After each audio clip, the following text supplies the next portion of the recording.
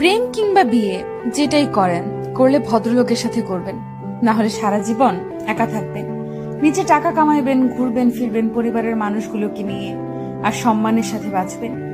যে মানুষ কথায় কথায় তার মতের অমিল হলে অসম্মানজনক কথা বলা শুরু করে, গালি দেয়, ওইটাই তার আসল চরিত্র।